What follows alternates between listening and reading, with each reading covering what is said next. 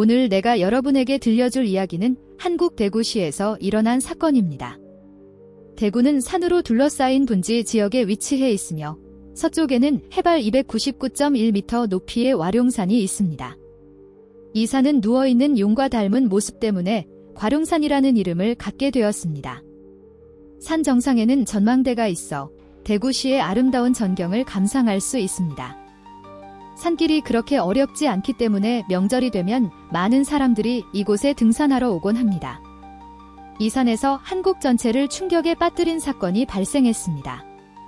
5명의 소년이 함께 산에 놀러 갔다가 행방불명된 것입니다. 이 사건은 한국의 3대 미스터리 사건 중 하나로 개구리 소년 실종 사건으로 알려져 있습니다. 이제 우리는 1991년 3월 26일로 돌아가 사건의 세부 사항을 알아보려 합니다. 1991년 3월 26일은 화요일이었는데 그날은 전국적으로 지방의원 선거가 열리는 공휴일이었기에 주말은 아니었지만 학교가 쉬는 날이었습니다. 아이들에게 학교를 쉬는 날은 곧 기쁨을 의미했죠. 6명의 소년이 함께 모여 놀고 있었습니다. 김종식, 9세, 박찬인, 10세, 김영규, 11세, 조호연, 12세, 우철원, 13세, 김시온, 9세. 이들은 모두 성서초등학교 3학년에서 5학년 사이의 학생들이었으며 학교는 와룡산 기슭에 위치해 있고 소년들의 집도 그 인근 마을에 자리 잡고 있었습니다. 김종식의 어머니는 시간이 지나도 아이들이 돌아오지 않자 점점 불안해졌습니다. 결국 집을 나서서 아들의 친구 집을 방문해 찾기로 결심했습니다.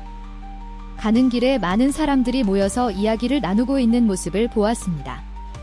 가까이 다가가 보니 5아이가 아침에 함께 산에 올라간 뒤 아직 돌아오지 않았다는 사실을 알게 되었습니다. 사람들은 걱정하며 이야기했고 부모들은 서둘러 손전등을 챙겨 산으로 올라가 아이들을 찾기 시작했습니다.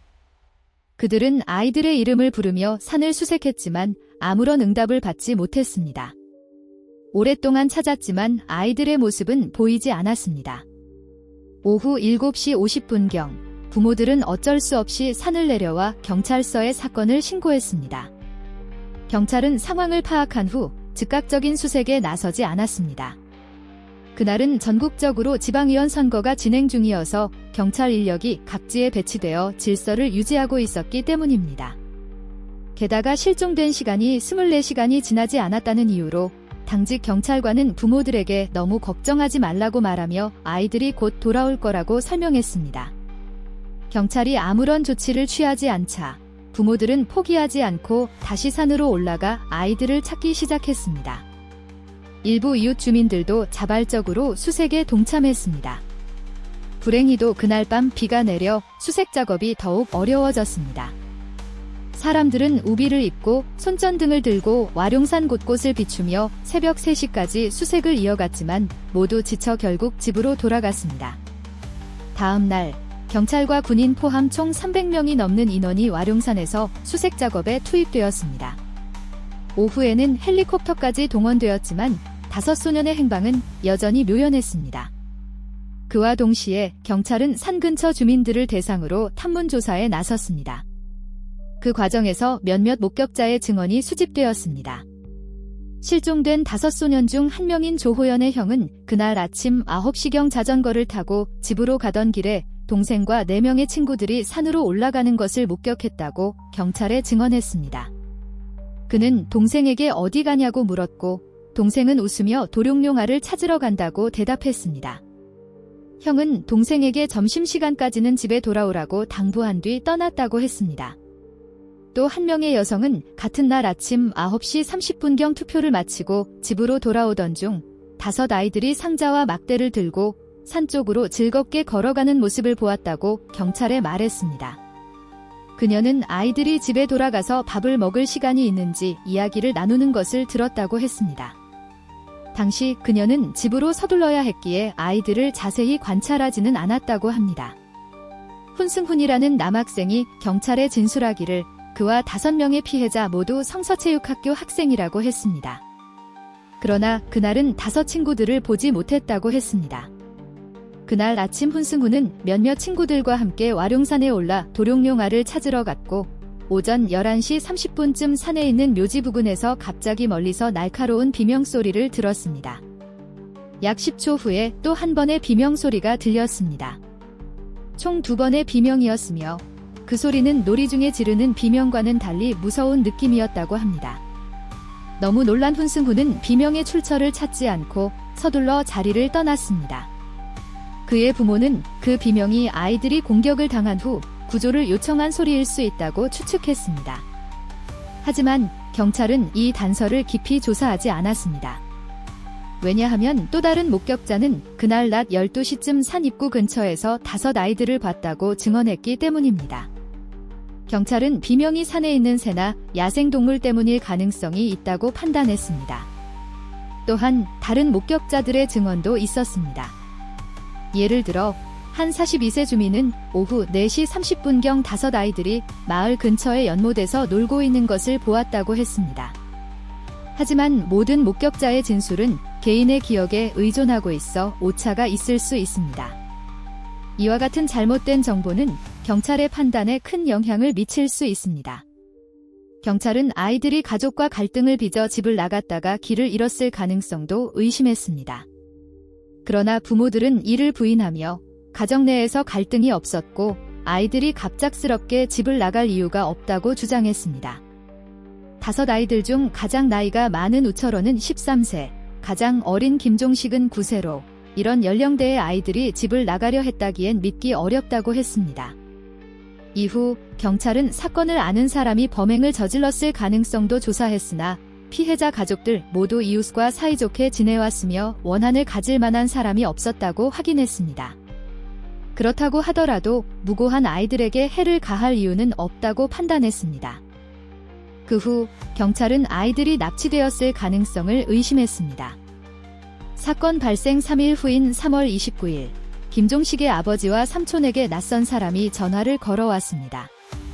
약 30대로 보이는 남성의 목소리였고 그는 5 아이들을 납치했다고 주장하며 몸값으로 400만 원을 와룡산으로 가져오라고 요구했습니다. 김종식의 아버지 김잔 씨는 돈을 모아 약속된 장소로 달려갔지만 기다려도 아무도 나타나지 않았습니다. 그 후 납치범으로 추정되는 사람은 다시 연락하지 않았습니다. 이 사건이 일어난 후 조호연의 집 근처에 살던 한 청년은 깊은 후회를 느꼈습니다. 그날 자신이 아이들에게 다른 곳에서 놀라고 하지 않았다면 아이들이 실종되지 않았을 것이라 자책했습니다. 한편 경찰은 초기 수색에 나서지 않아 황금 같은 시간을 놓쳤다며 주민들로부터 많은 비판을 받았습니다. 처음에는 사건이 마을과 일부 인근 지역에만 알려졌지만 5 아이의 실종 소식이 언론에 보도되며 전국적으로 큰 관심을 받았습니다. 처음에 언론은 5 소년이 산에 개구리를 잡으러 갔다고 보도하면서 이들은 개구리 소년기라는 별칭으로 불리게 되었습니다. 하지만 사실 소년들은 개구리를 잡으러 간 것이 아니라 도룡뇽아를 찾으러 간 것이었습니다. 대중이 이해하기 쉽도록 개구리 소년지라는 이름은 지금까지도 사용되고 있습니다.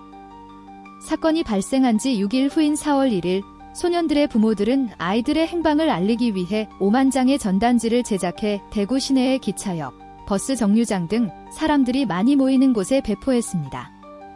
또한 유용한 정보를 제공하는 사람에게 400만 원의 보상금을 내걸었습니다.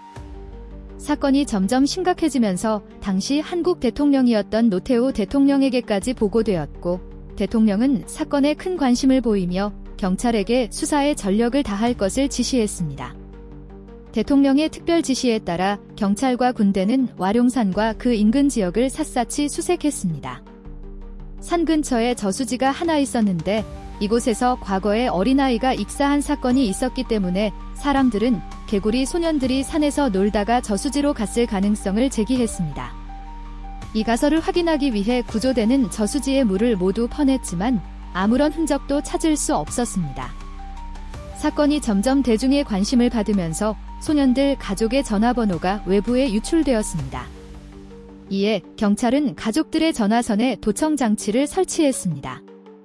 예상대로 이후 수많은 전화가 걸려왔습니다.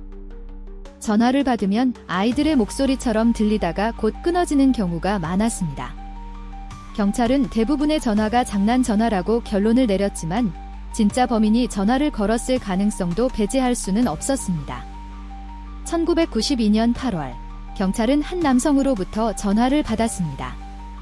그는 개구리 소년들이 경상북도에 있는 한 건물의 지하실에 묻혀 있다고 주장했습니다. 하지만 경찰이 더 자세한 정보를 요청하자 남성은 즉시 전화를 끊었습니다. 남성이 묘사한 건물은 개구리 소년들 집 근처에서 유일하게 지하실이 있는 고층 건물이었고, 경찰은 이 단서를 무시하지 않고 바로 현장에 가서 조사했으나 아무런 흔적도 발견하지 못했습니다. 결국 이 또한 악의적인 장난 전화로 결론 지었습니다. 수색 과정에서 경찰과 함께 있던 기자들은 지역 주민들과 갈등을 빚기도 했습니다. 몇 개월이 지나도록 사건이 해결되지 않으면서 아이들의 부모들은 절망에 빠졌습니다. 끊임없이 쏟아지는 잘못된 정보로 혼란을 겪었지만 경찰은 희망을 잃지 않고 조사를 이어갔습니다. 그들은 소년들이 아직 살아있을 가능성을 배제하지 않았고, 어쩌면 소년들이 납치되어 다른 곳으로 팔려갔을 수도 있다고 생각했습니다. 아이들을 찾기 위한 보상금은 4,200만 원으로 인상되었습니다. 5소년의 부모들은 직장을 그만두고 트럭을 함께 구입하여 대구 시내는 물론 전국을 다니며 전단지를 돌렸습니다.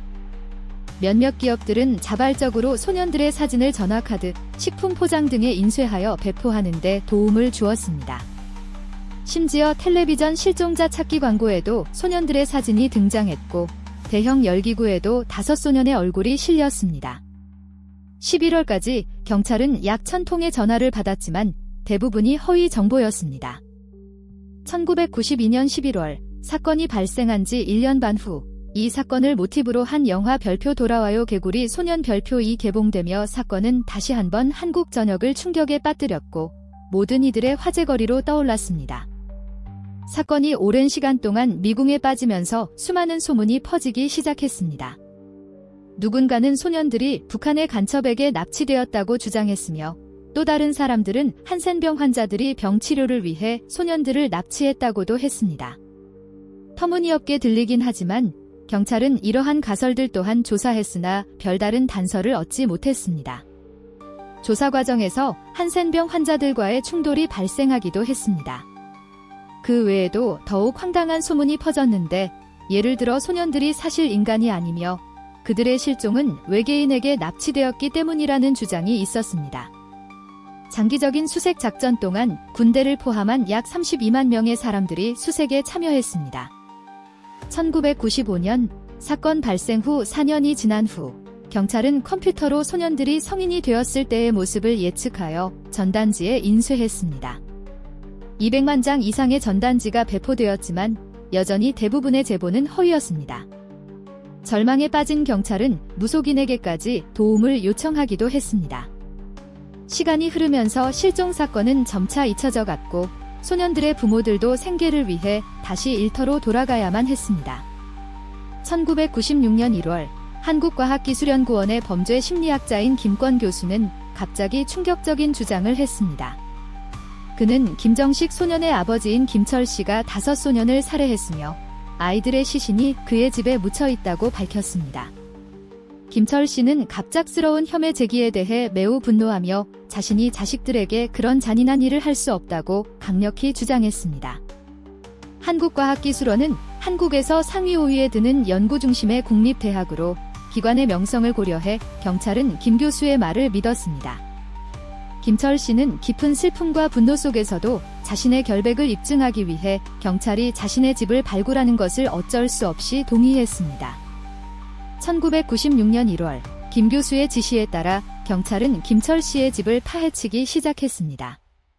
밖에는 호기심 많은 사람들이 몰려들어 이 남자가 과연 살인범인지 직접 확인하려 했습니다. 경찰은 집 안의 욕실, 창고, 마당까지 구석구석을 수색했고, 현장에는 기자들도 사건을 기록하기 위해 자리했습니다. 1시간 40분이 지나자 김철 씨의 집은 엉망이 되었지만 아무것도 발견되지 않았습니다. 텅 빈 집을 바라보던 군중은 침묵에 잠겼고, 오랜 시간 참아온 감정을 억누르지 못한 김철 씨는 소리쳤습니다. 아들을 잃은 고통으로 인해 너무 힘들게 살고 있는데 누군가 내 집에 아이의 시신을 묻었다고 모함하다니 정말 말도 안 되는 일입니다. 이 사건 이후 김 교수는 여론의 거센 비난을 받았습니다. 그의 근거 없는 주장으로 김철 씨 가족은 큰 상처를 입었습니다.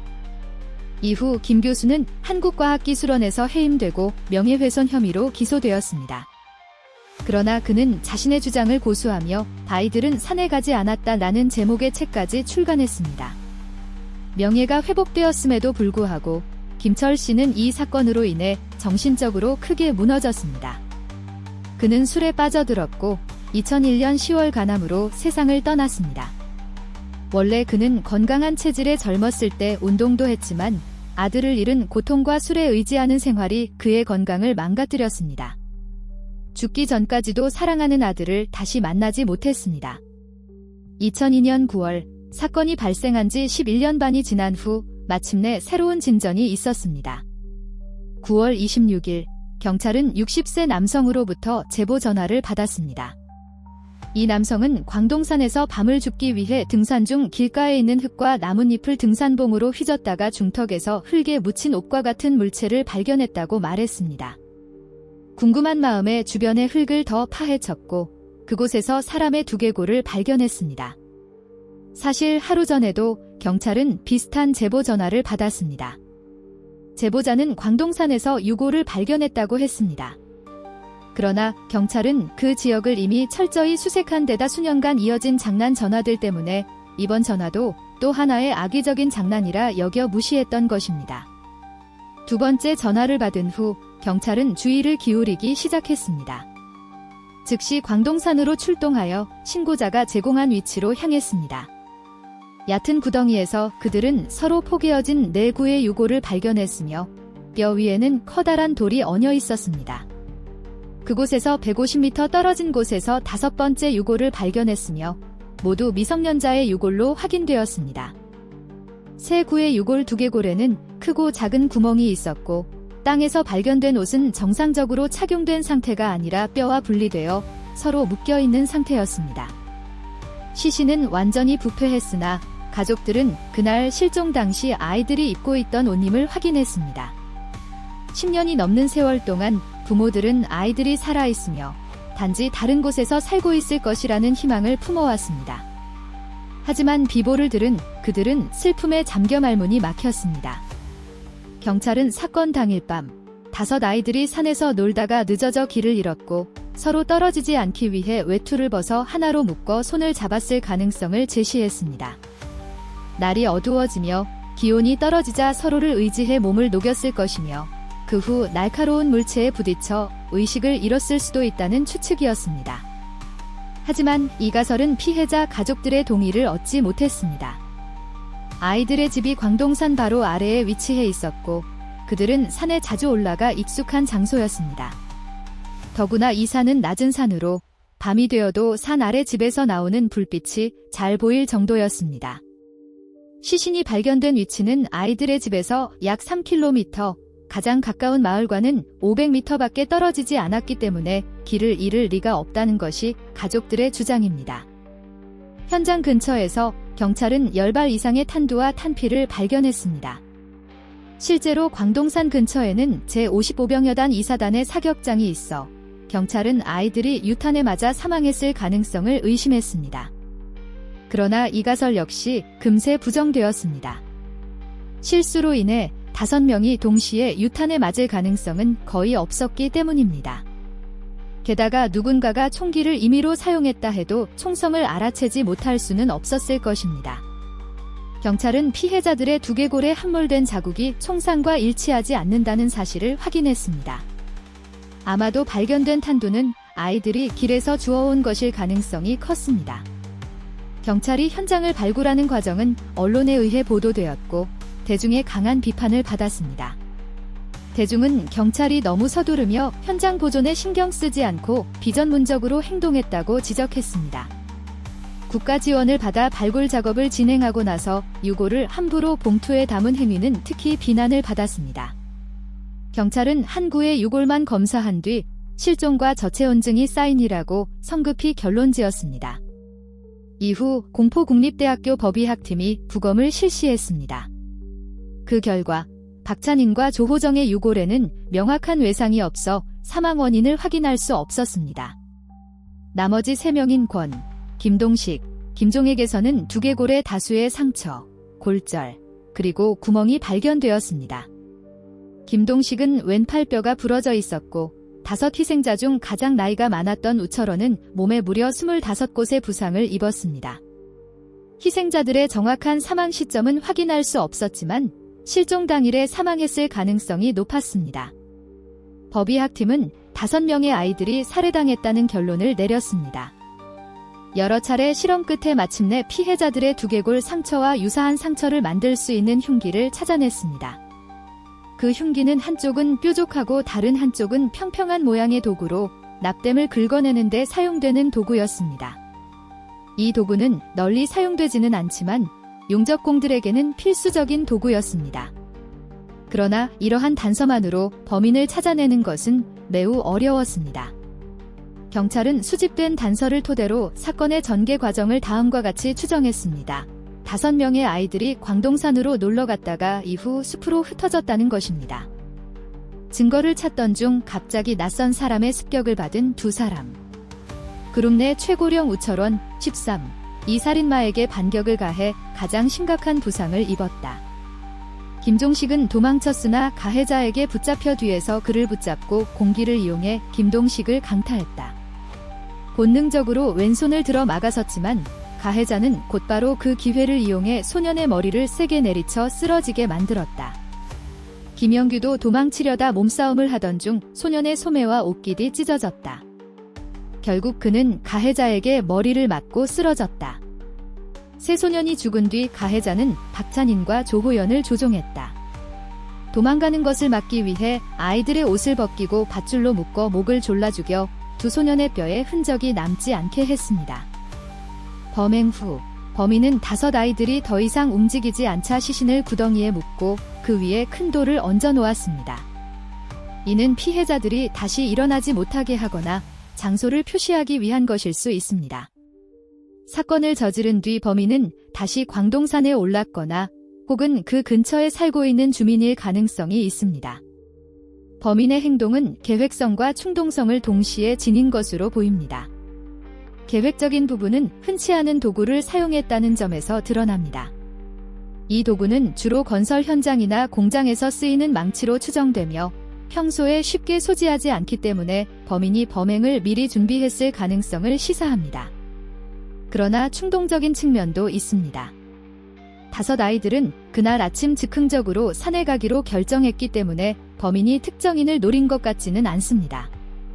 5명을 동시에 살해하는 것은 매우 어렵고 위험한 일이기 때문에 이들을 목표로 한 계획범죄가 아니라는 의견도 있습니다. 전문가의 분석은 언론에 빠르게 보도되어 여러 논란을 불러일으켰습니다. 예를 들어 현장에서 피해자의 머리카락이나 치아 같은 잘 부패하지 않은 흔적이 발견되지 않았다는 점입니다. 이로 인해 발견된 장소가 최초 범행 장소가 아닐 수도 있다는 의문이 제기되었습니다. 또한 현장에서 발견된 옷가지의 매듭 방식은 일상생활에서 흔히 사용되지 않는 방식이었습니다. 과거 경찰이 철저히 수색했을 때 왜 시신을 발견하지 못했는지도 의문으로 남았습니다. 경찰은 이에 대해 공식 답변을 하지 않았습니다. 어쩌면 시신이 깊게 묻혀 있어 10년이 지난 후 비바람과 산사태로 인해 드러났을 가능성도 있고 원래 이 산에 묻히지 않았고 수색이 완료된 뒤 다른 장소에서 옮겨져 왔을 수도 있습니다. 당시 광동산은 외진 지역이었기 때문에 아이들이 과거 범죄 기록이 있는 정신 이상자나 반사회적 성향을 가진 연쇄살인범과 마주쳤을 가능성도 제기되었습니다. 사건이 지방선거가 한창이던 시기에 발생했기 때문에 정치적 이득을 노리고 산에서 일부러 혼란을 일으킨 누군가가 연루되었을 가능성도 있습니다. 또한 사건 현장 근처에서는 좁고 시야에 가려진 인공 동굴이 발견되었습니다. 이 동굴은 한 사람이 겨우 들어갈 수 있을 정도로 작았고 내부에는 생활 흔적과 물품들이 남아 있었습니다. 포장지로 보아 이 물품들은 약 5200년 전 것으로 추정되며 1991년 사건 발생 시기와는 다소 거리가 있습니다. 따라서 사건 발생 후 누군가 이곳에 거주했을 가능성도 있습니다. 사건이 발생한 지 15년 만인 2006년 3월, 당시 우리나라 형사사건에 대한 형사소추 시효가 다가왔다. 즉, 가해자가 발견되더라도 형사 책임으로 기소될 수는 없었다. 올해부터 또 다른 소문이 사람들 사이에 퍼졌다. 가해자가 구온산에 사는 가족이라는 것이었다. 이 가족에게는 정상적인 사냥개를 기르는 정신장애가 있는 아들이 있었다. 개는 항상 사슬에 묶여 있었는데 사건 당일 집주인은 개를 청소하고 수리하고 싶어 개를 풀어주었다. 집주인의 아들이 조심하지 않자개는 달려가서 산에서 놀고 있던 5명의 소년들을 공격했다. 발각될 것을 두려워한 이 가족은 단서를 은폐하기 위해 5명의 소년을 모두 무자비하게 살해했다. 그 후 그들은 다른 곳으로 이사하여 수년 동안 사건을 숨겼다. 그러나 그들은 양심의 가책으로 인해 결국 이 문제를 다른 사람들에게 폭로하게 되었다. 위의 소문은 한국 국민들 사이에 매우 빠르게 퍼졌고 많은 사람들이 그것이 사실이라고 믿었다. 그러나 이는 모두 루머일 뿐 당국에 확인된 증거는 없다. 2011년 2월에는 이 사건을 각색한 또 다른 영화 실종된 아이들이 개봉돼 이 사건에 대한 대중의 관심이 집중됐다. 2015년 경찰은 공식적으로 사건 수사를 중단했다. 시간이 지나면서 사건을 둘러싼 논쟁은 점차 가라앉았다. 2021년 갑자기 소셜미디어에 올라온 댓글 하나가 사건을 회상했다. 이 사람은 가해자가 소녀들이 다니는 학교의 교사라고 의심했다. 한편 교사는 해당 지역의 지형에 대해 잘 알고 있다.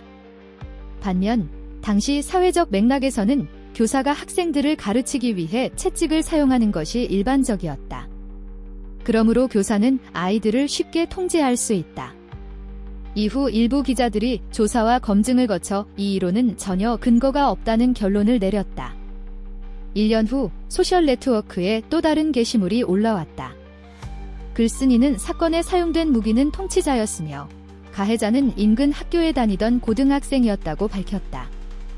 이런 유형의 잔은 일반적으로 금속으로 만들어지며 어느 정도 손상을 주는 힘을 가지고 있다. 조사에 따르면 광둥산 인근 일부 학교에서는 학생들이 잔을 이용해 싸움을 벌인 사례도 실제로 있었다. 어떤 학생들은 정기적으로 산에 모여 담배를 피우고 술을 마신다.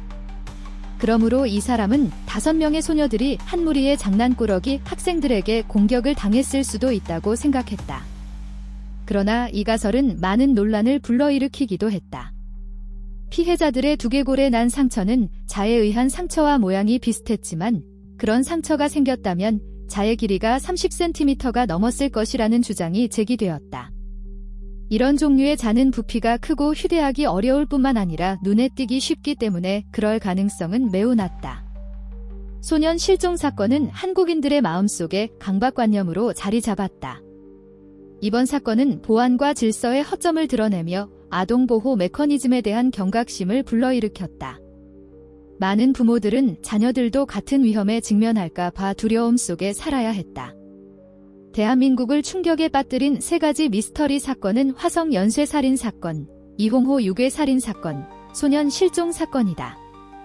그중 화성 연쇄살인 사건은 33년 만에 해결됐지만 소년들의 사건은 여전히 미스터리로 남아있다. 많은 사람들은 과학과 기술이 발전함에 따라 언젠가는 사건의 진실이 밝혀질 것이라고 믿고 있다. 오늘 영상은 여기서 마치겠습니다. 다음 영상에서 만나요.